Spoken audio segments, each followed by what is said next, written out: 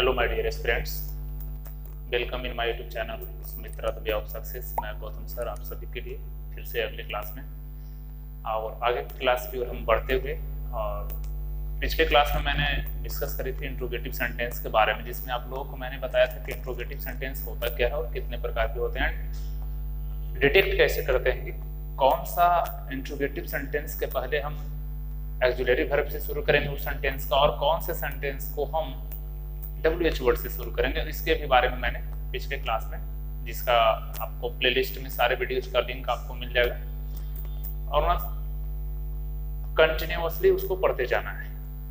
किसी भी चीज को करने के लिए अगर आप किसी भी चीज में सफलता पाना चाहते हैं तो लगातार वो उस चीज पर फोकस होना अति आवश्यक है। तो कुछ इंपॉर्टेंट बातें मैं अगले लेक्चर्स में उसके लिए सेपरेट वीडियोज मैं आप लोग के लिए बनाऊंगा कि अपने लक्ष्य के प्रति कैसे आश्रित हों, कैसे आप अचीव करें गोल को, कैसे टारगेट को हिट किया जाता है। इस सभी हिसाब से हम आपकी बातों को, लेकिन इस टॉपिक पर हम फिलहाल बात करेंगे जो शेष रह गया सेंटेंस का 3 part, imperative sentence, objective sentence और एक्सक्लेमेटरी सेंटेंस। तो सीधे हम पॉइंट की बात करते हैं और हम बात करेंगे इंपेरेटिव सेंटेंस के बारे में। तो आपका जो तीसरा सेंटेंस था वो था इंपेरेटिव सेंटेंस। इंपेरेटिव सेंटेंस, इसको आप कह सकते हैं आज्ञा सूचक वाक्य। दिखाई दे रहा है प्रॉपर, आज्ञा सूचक वाक्य।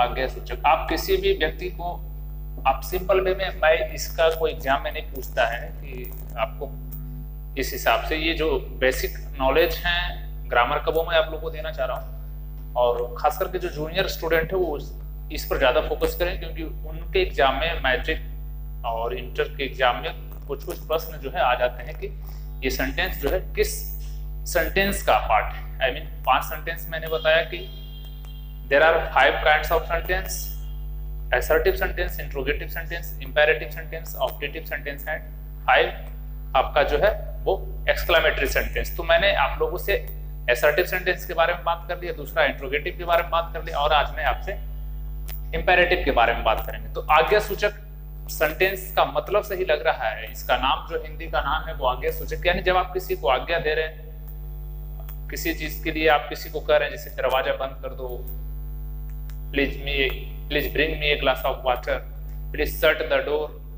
तो इस प्रकार का सेंटेंस जो होता है, या किसी को आप सजेशन दे रहे हैं, डू नॉट स्मोक, प्रोहिबिट, जहां पे निषेध की बात हो रही हो, प्रोहिबिशन यानी मनाही करना, निषेध करना, जैसे धूम्रपान ना करें, तो ये किस सेंटेंस का वाक्य है? तो इंपेरेटिव सेंटेंस। दरवाजा बंद कर दो, है ना, एक गिलास पानी देंगे, कृपया आप अपनी कलम मुझे दें। अगर आप निवेदन कर रहे हैं, आप इन बातों को समझिए कि आप निवेदन कर रहे हैं, आज्ञा भी कर दे रहे हैं, या आप किसी चीज के लिए प्रोहिबिट कर रहे हैं, मना कर रहे हैं, वो सारे सेंटेंस जो है आपके इंपेरेटिव में आ जाएगा। जैसे मैं सेंटेंस की बात करूं तो आप समझने के लिए डायरेक्ट कर सकते हैं, यानी वैसा सेंटेंस जो आपके आज्ञा सूचित करता हो, रिक्वेस्ट यानी निवेदन सूचित करता हो, सजेशन यानी सुझाव, एडवाइस, सलाह, यानी इस प्रकार की बातें अगर आ रही है तो आप उसमें समझ जाइए कि ये वो सेंटेंस जो है वो इंपेरेटिव है। जैसे प्लीज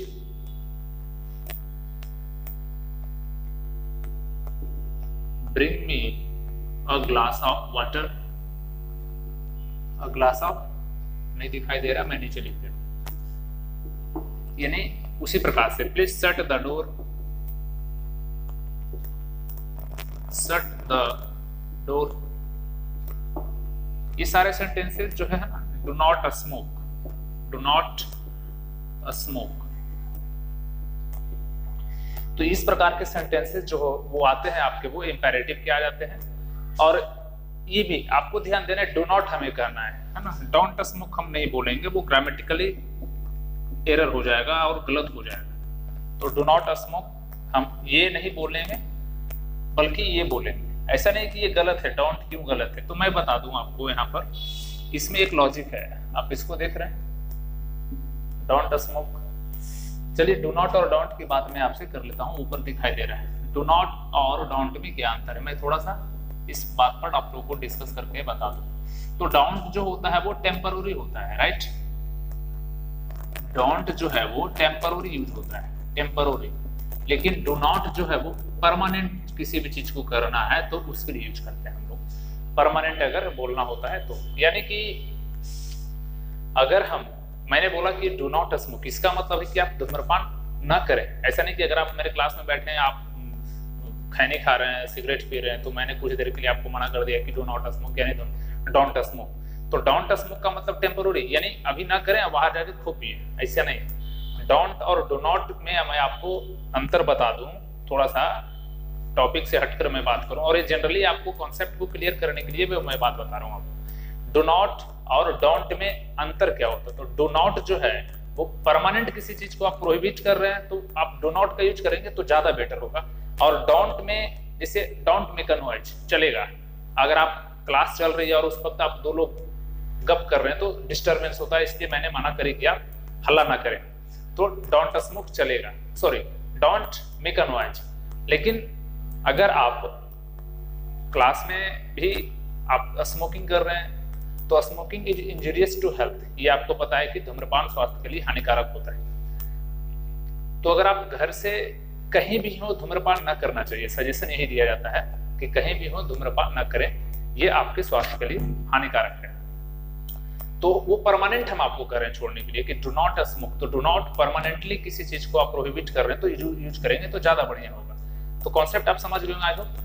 तो इसी प्रकार से do not smoke, please shut the door, please bring me a glass of water etcetera, यानी बहुत सारे ऐसे सेंटेंसेस जो कि आपको यह शो करता है कि आप जिसमें रिक्वेस्ट हो, आज्ञा हो, है ना। Please consult a good doctor, आप किसी को सजेस्ट कर रहे हैं, आप किसी को सजेशन दे रहे हैं, यानी एडवाइस दे रहे हैं। दूसरी चीज आप रिक्वेस्ट कर रहे हैं किसी भी चीज से, किसी भी व्यक्ति से, तो ये सारे सेंटेंसेस आपके इंपेरेटिव में आते हैं। तो इंपेरेटिव में आज्ञा सूचक है और इस प्रकार के सेंटेंसेस वो सारे आपके आ जाते हैं। इसी से आप किसी से बोल रहे हैं कि मे आई कम इन, तो इस प्रकार की बातें जो है वो भी आ जाते हैं आपके इंपेरेटिव सेंटेंसेस में। अब इसके बाद जो बचता है वो है ऑब्जेक्टिव। इंपेरेटिव के बाद जो है वो है ऑब्जेक्टिव। तो ऑब्जेक्टिव में क्या है कि वैसा सेंटेंस जो वरदान, अभिशाप, है ना, ये सब सेंटेंसेस में जो चीज शो करे, आशीर्वाद हो, श्राप हो, तो ऑब्जेक्टिव का मतलब ही होता है कामना सूचक। चौथा है आपका objective sentence. Objective sentence, objective sentence आप इसको लिखते चलेंगे। अगर बात करें इसका हिंदी का, आपको दिखाई दे रहा है तो कामना सूचक। क्या होगा? कामना सूचक वाक्य, यानी आशीर्वाद, आप किसी को आशीर्वाद दे रहे हैं, किसी को श्राप दे रहे हैं, तो इस प्रकार की बातें जिसमें कामना की बोध हो रही हो। जैसे मानकर चलिए कि may you succeed in your examination, in your exam, कि भगवान करे आप अपने एग्जाम में पास कर जाएं। May you live long, may you live long। एक चीज ध्यान देना कि जो सेंटेंस में से स्टार्ट होता है वो उसके अंत में एक्सक्लेमेशन मार्क्स का यूज किया जाता है। ये दैट्स इंपॉर्टेंट, ये बहुत ही महत्वपूर्ण है आपके लिए कि जो सेंटेंस में से स्टार्ट होगा, ध्यान देना है कि जो सेंटेंस में से स्टार्ट होगा उसके अंत में एक्सक्लेमेशन मार्क का चिन्ह लगाएंगे। तो मे यू लिव इन, जिसे गॉड ब्लेस यू, है ना, गॉड ब्लेस यू। तो गॉड ब्लेस यू, भगवान आपको आशीर्वाद प्रदान करे। मे यू लिव लॉन्ग, आपकी उम्र लंबी हो, है ना। तो इस प्रकार के सेंटेंसेस जो भी आप डिस्कस करेंगे वो सारे सेंटेंसेस जो हैं आपके ऑब्जेक्टिव के हो जाते हैं। यानी अंतर क्या है, इंपेरेटिव में वहां पर आज्ञा की बात आ रहा था, वहां पे सजेशन का बात आ रहा था, लेकिन यहाँ जो है ऑब्जेक्टिव में आपको ये समझना है कि ये जो है कामना, आशीर्वाद, श्राप, इस प्रकार के सेंटेंसेस जितने भी हैं वो आपके ऑब्जेक्टिव में आ जाएंगे। ठीक है, आप समझ रहे होंगे कि मैं कहना क्या चाह रहा हूं। अब एक लास्ट बचता है आपका एक्सक्लेमेटरी सेंटेंस, यानी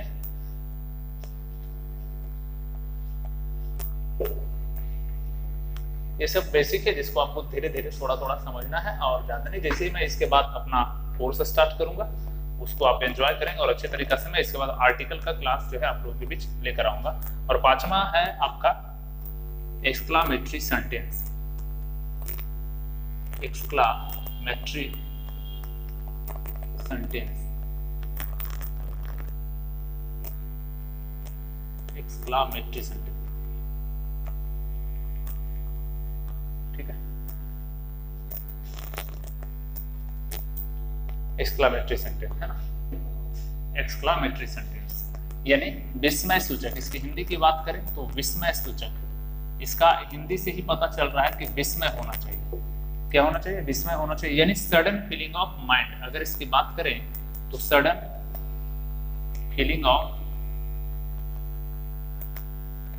mind, sudden feeling of mind यानी अचानक कुछ दिमाग में बात आ जाए, उसी को हम एक्सक्लामेशन कहते हैं।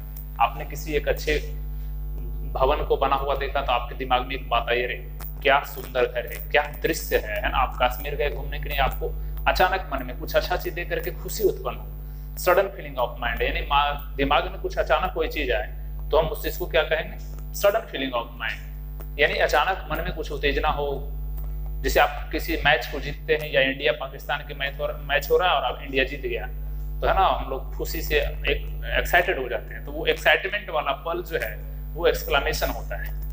आप एग्जाम में सक्सीड हो गए, आप एग्जाम में पास कर गए, हिप हुर्रे हम लोग एक खुशी का वर्ड यूज करते हैं, वो सारे एक्सक्लामेशन में ही आते हैं। आप उसी हिसाब से, जैसे व्हाट अ साइट, आपने किसी एक दृश्य को देखा, आपने कश्मीर गए और दृश्य को देखा और आपने क्या कह दिया? व्हाट अ साइट, क्या दृश्य है। तो व्हाट अ साइट, क्या दृश्य है, ये अचानक निकलने वाला सेंटेंस है, सडन फीलिंग ऑफ माइंड है ना।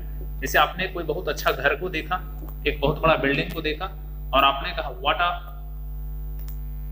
ब्यूटीफुल,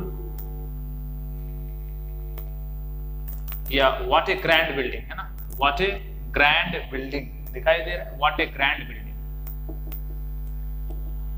क्या सुंदर घर है, क्या भव्य घर है ना। What a site, what a beautiful घर है ना, व्हाट अ